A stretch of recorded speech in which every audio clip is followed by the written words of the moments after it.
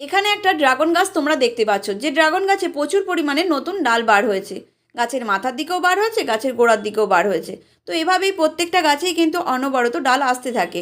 Of সিজনে গাছে যে ডালগুলো আসতে থাকে সেই ডালগুলোকে একটু বড় করে নিয়ে কাটিং করলে চারা তৈরি করা যায়। আর গাছের গোড়ার দিকের ডালগুলো তো এমনিও কেটে বাদ দিয়ে দিতে হয়।